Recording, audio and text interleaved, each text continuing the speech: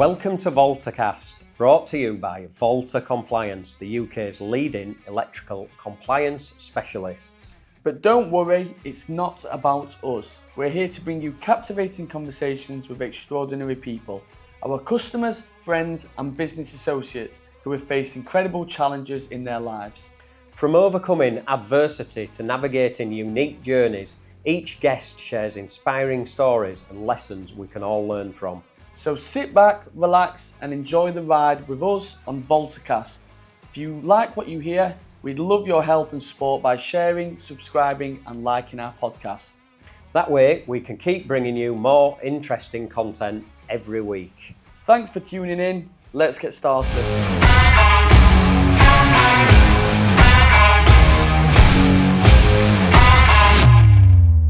Hello and welcome to this week's podcast. So today we have Sally Roberts in the office, and she's come to tell us a little bit about her business and her life.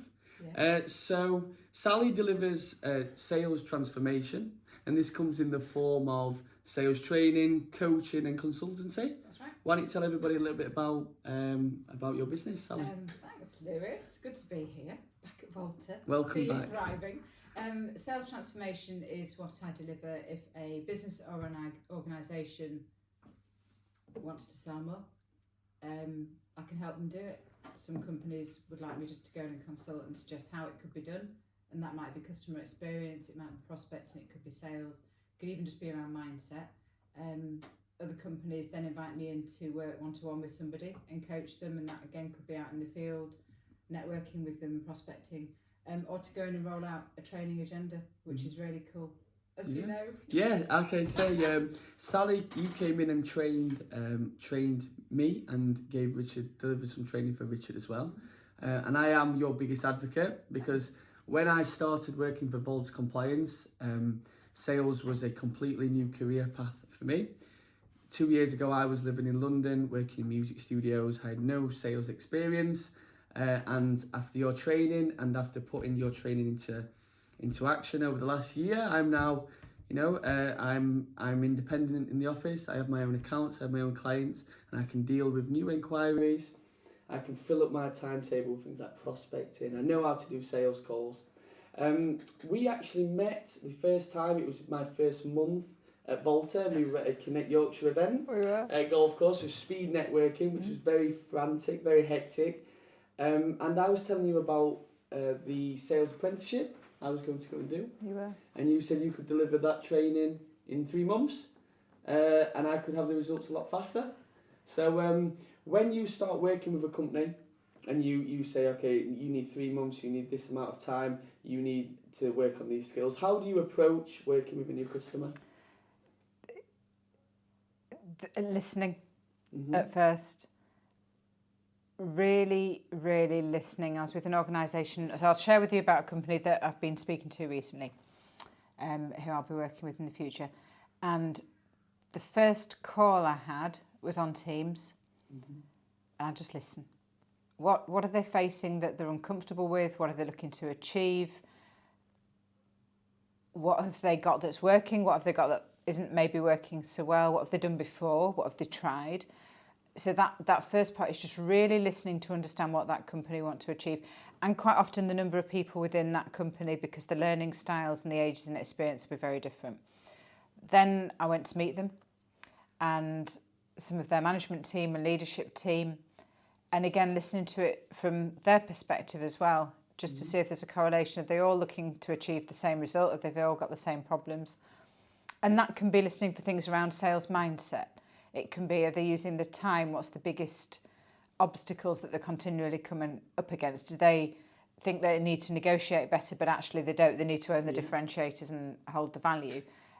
So just really, in that first instance, Lewis, really listening. It could be an individual who just needs, or 2 or 3, who just needs side-by-side coaching.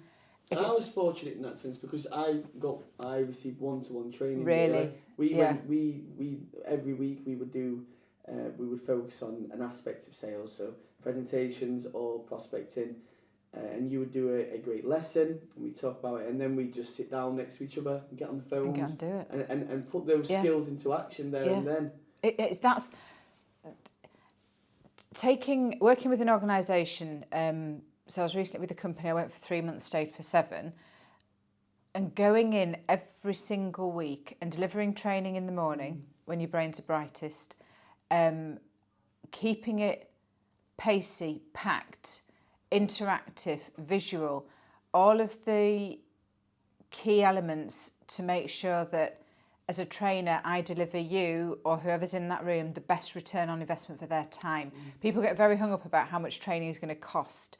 It isn't a cost if it's delivering a return, so long as that's a return not just on the money but also on the time. Yes. And if you stick to 90 minutes and it's pacey and it's fun and it's interactive and it's doing and it's backed up by coaching, then actually your retention, if you reference something called the learning pyramid, your retention goes from 3%, which is if you just talked at in a lecture hall, up to about 70-80%. So that being there weekly also enables me to get to know the person, understand their learning styles. There's an individual that I was working with the other week. We went for a walk. The training was 90 minutes. We spent an hour of it outside actually having a conversation about everything that we were going to cover in training, and then came back and looked at the slides half an hour. Yeah. Because this particular person retains way more by being outside and in nature. If you're just doing a one-day wonder with a company, you don't get that same understanding of the person's learning style. So everything you do is bespoke to the company you're working with, and you work out the individuals and how they thrive and how they learn, and you deliver your training accordingly. And it's written, so when I go into the company I'm working with later this year, at the moment I haven't got their training written. I've got the skeleton, but I need to create it and create case studies and characters that fit their industry, that fit their sector, so that when I'm training, I'm talking to them about people that they recognise. Because if you've got somebody who's maybe like yourself, never sold before, I don't want to roll out some character that's been kicking around since the 80s. That by tailoring it, by making it bespoke, the return on investment of time for the company and the legacy delivers sustainable sales growth, not just... And also, just on kind of related to that is, you came in every week, and every week we finished the session by reviewing what we'd done. And you gave me slides, you gave me information, I took a lot of notes. And every week I created a new chapter for our prospecting and sales manual. So you're talking about longevity. I have those manuals in my drawer. I refer to them when I'm preparing for a big meeting, for example, or a big pitch. I will go back and I will look at them, or just a site visit, remind myself. But in terms of longevity, these are things that Volta Compliance is growing. We're currently looking at taking on new prospectors, new sales reps. And these are all things we're going to pass on. So your training is going to get passed on to the next generation of staff at Volta. And that matters, because that's legacy. There's trainers and training companies who will want to go in and milk an account and be there as long as they can to bill, and I'm not interested in that.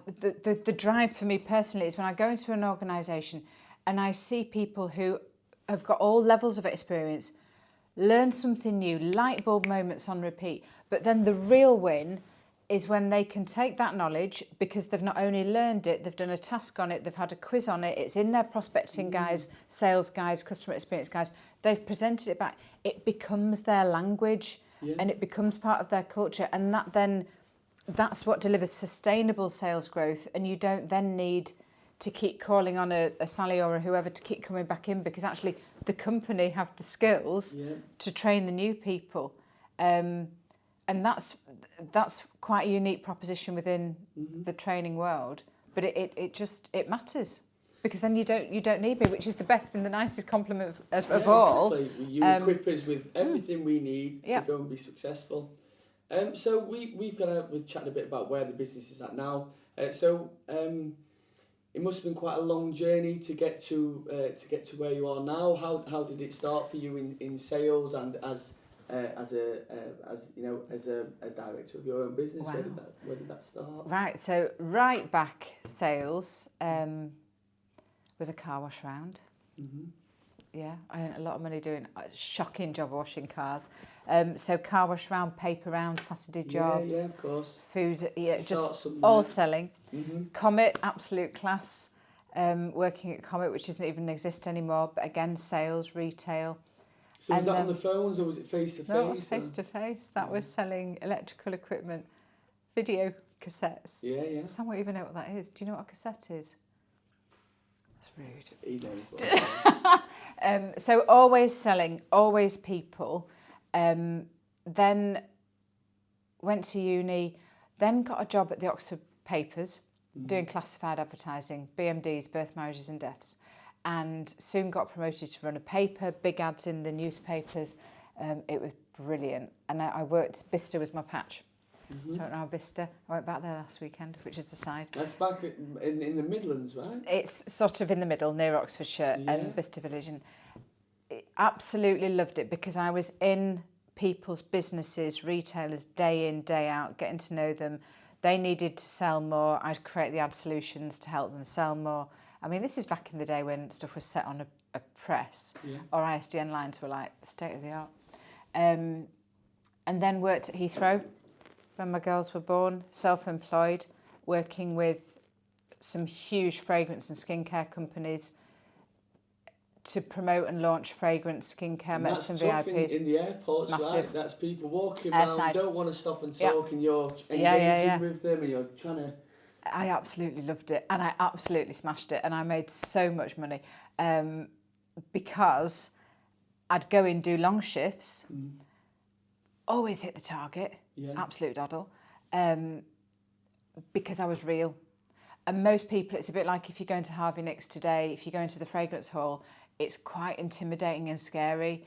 And then it was the same at Heathrow, and this is airside. But if you've got some northern girl just going, hey, how you doing? When are you ready for some help? Suddenly it's like, oh, she's normal. And so that normality... That's what I really loved about your sales training. It wasn't about tricks. It wasn't about, here's what to say in this situation. It was about teaching you how to build rapport, how to develop real relationships that are going to turn into business and long-term business. Absolutely.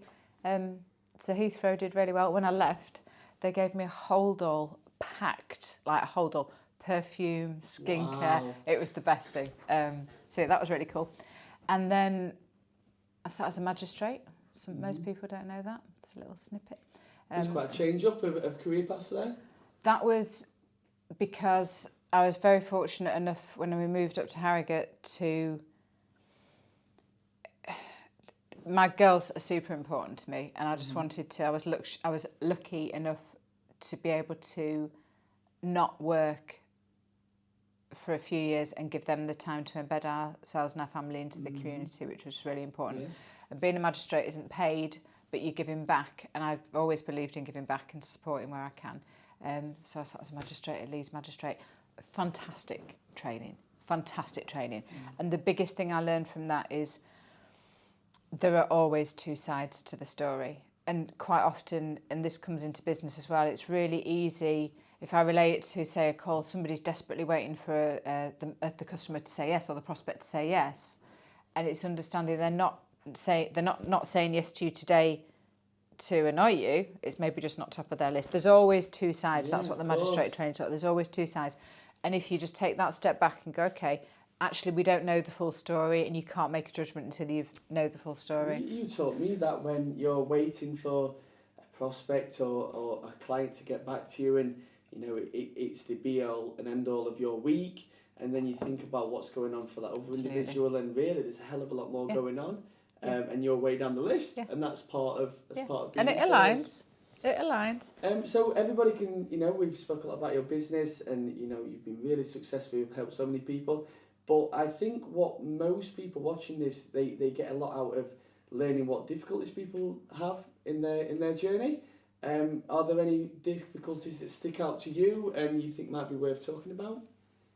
In the sales journey? In your journey to where you are now as a successful woman with her own business. Career journey,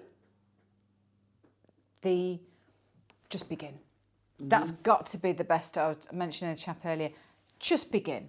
Yeah, There's got to be a day one. Small steps. Small steps, but begin.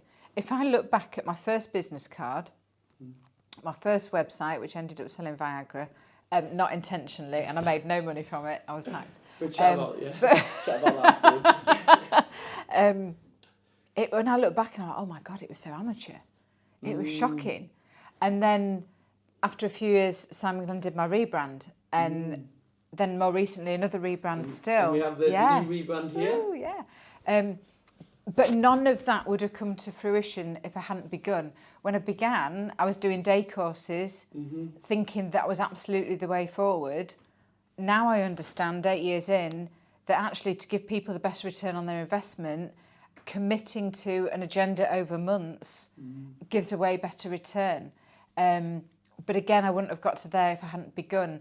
If I think about some of the businesses that I've worked with, at the beginning, there was one company, I was teaching somebody who is a receptionist of a pool to do business development. They were doing a tick box exercise. That's not for me.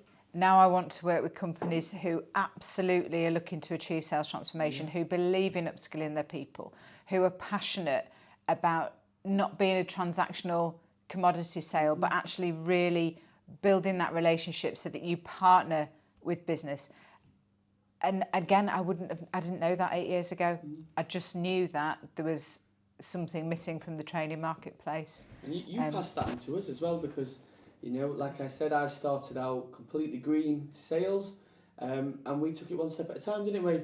We started thinking about how to prospect, all the tools that you require to prospect, then moving on to the first visit, then moving on to the sales pitch, then moving on to the customer experience after the sale. And it's all those little steps that have, you know, and, you know, I've gone from no experience to now I made a goal with you to, within a year after your training, to do 5 contracts. We've done 10, and we have some really big successes. You know, we sold a project worth $750,000 recently, and all those skills that I used at every stage of that process and that sale were things that you taught us. I think that I'm going to add a slight adage into that. When I met you and Richard, you had an appetite and a hunger and a want to achieve. And you can teach people to sell, you can teach people to prospect, you can teach people about customer experience.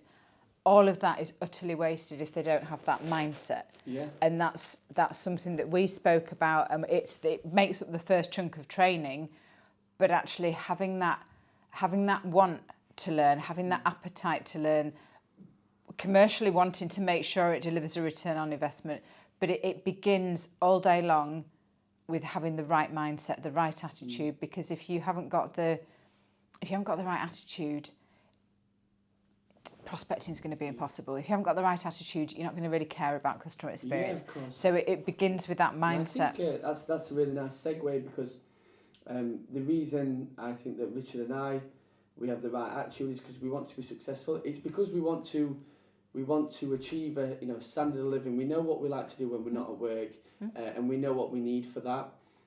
You know, me personally, I like to go to nice restaurants.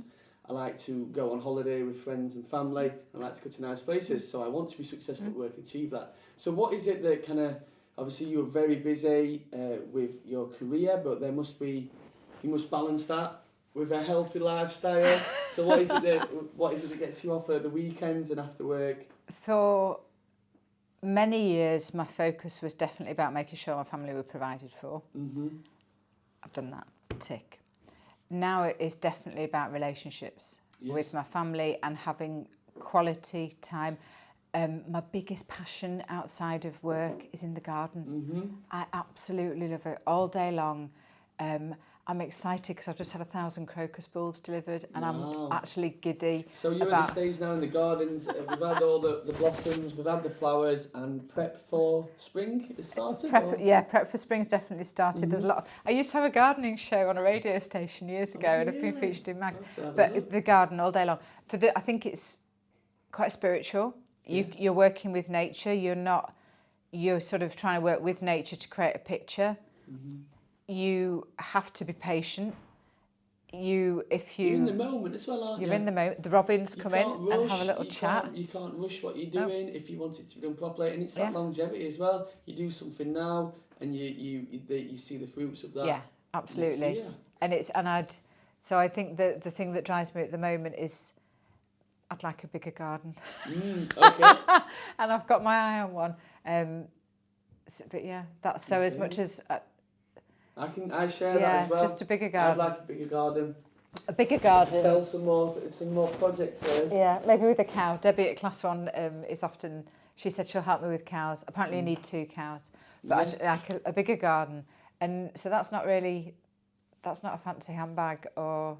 It's understanding, and Sarah helped me with this recently, it's understanding that the doing what I do enables the quality and the choice and the freedom. Okay. Yeah, but gardening. So I've got a couple of more things I'd like to talk about if we've got time.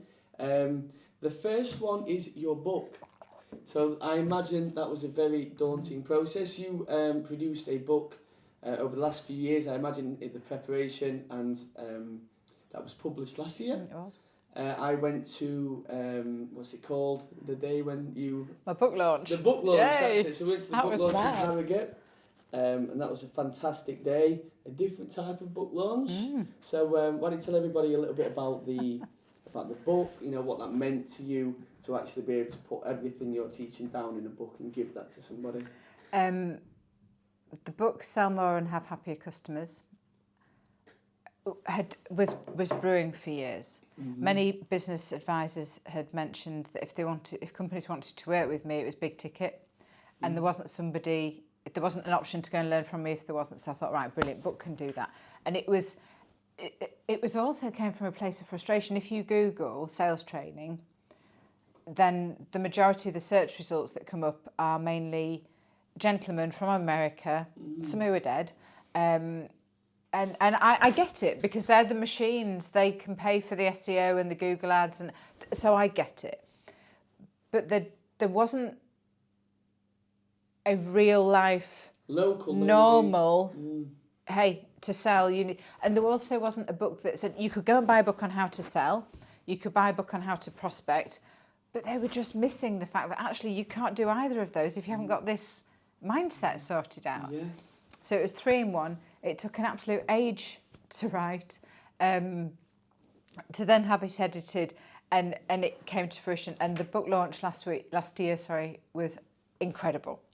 And also, I think, testament to everything that I talk about, the relationships, the rapport, because a few people said to me, Sally, why weren't you selling books at your book launch? It wasn't about that. No.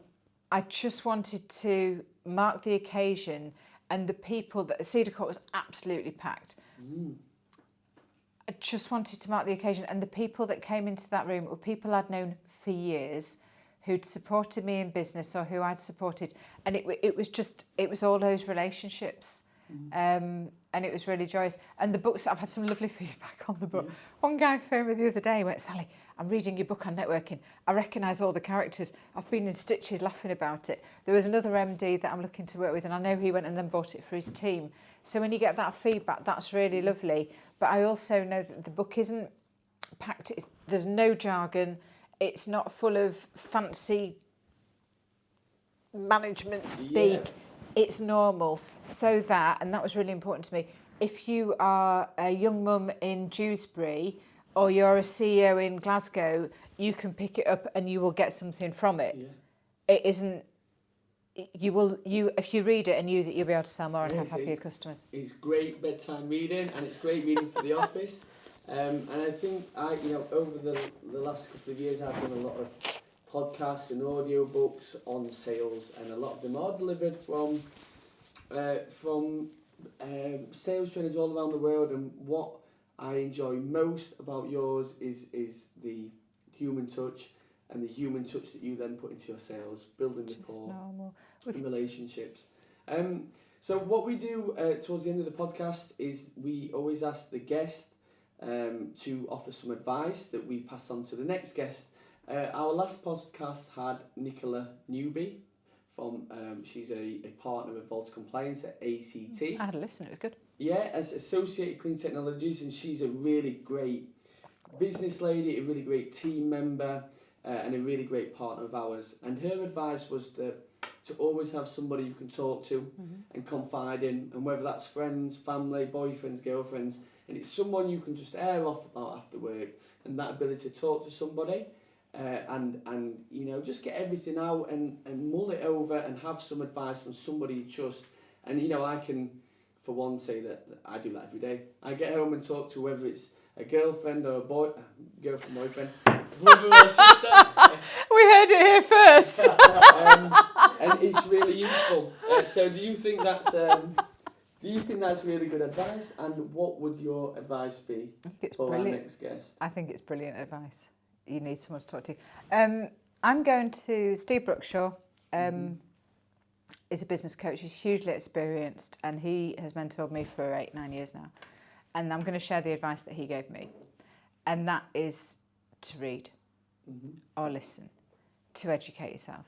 I think whatever line of work you are in, the opportunity now to go and feed your brain with really brilliant stuff, whether it's on Audible or podcasts or Spotify or whatever it is huge. There is so much social media vying for our attention that is negative, that we absolutely can't control.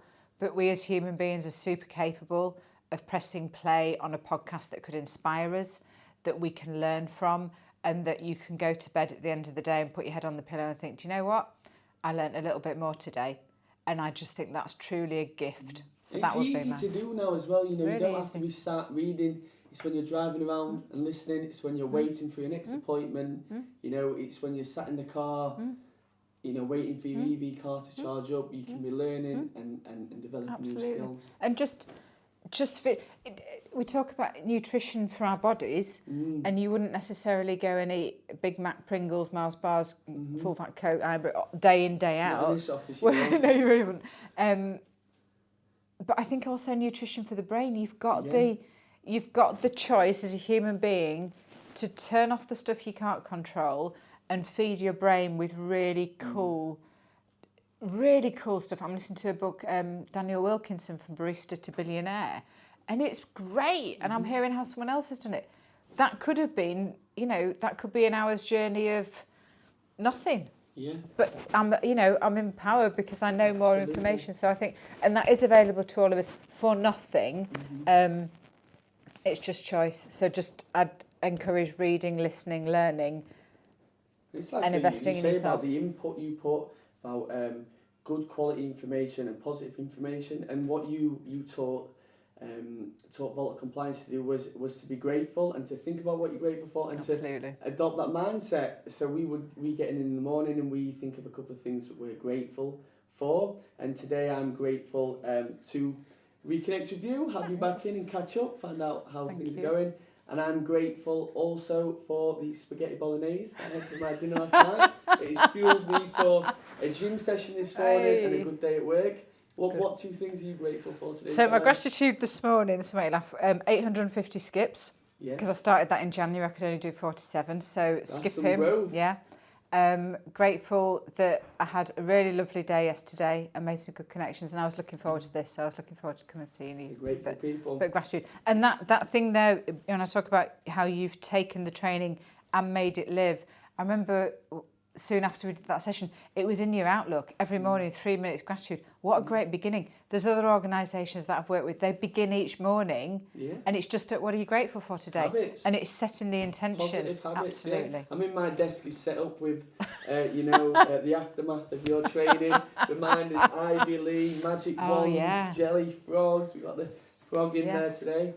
So it's been fantastic to have you on. I think everybody's going to find everything you've had to say really interesting and really insightful. And I've said it once, I'll say it again. You're biggest advocate. You've helped me no end with sales training and all that. Those kind of relationship building skills have trickled over into my personal life and helped me in so many ways. So thank you. If you want to get in touch with Sally, what's the best way to do that, Sally? Give us a ring. Give you a call, Give us a ring, or connect on LinkedIn, or reach out, email me. I'm easy to find on LinkedIn. And if you want a little taste of Sally's sessions, I'm not sure if there's anything in the diary at the moment, but every so often you do a seminar for Connect Yorkshire. That's how we met. and it's just a lot of people who are hungry to learn in one room. Sally does a presentation. I think the last two have been how to avoid issues, upcoming issues with clients, what they might be, learn how to identify those. And last week we were talking about presentations, which was really handy because I have a end of quarter presentation to come, so I've changed that now. Good. Yeah, so it's ready for next week. So thank you so much for coming on, Sally, and yeah. Thanks, Lewis. Lovely to See you be next here. time.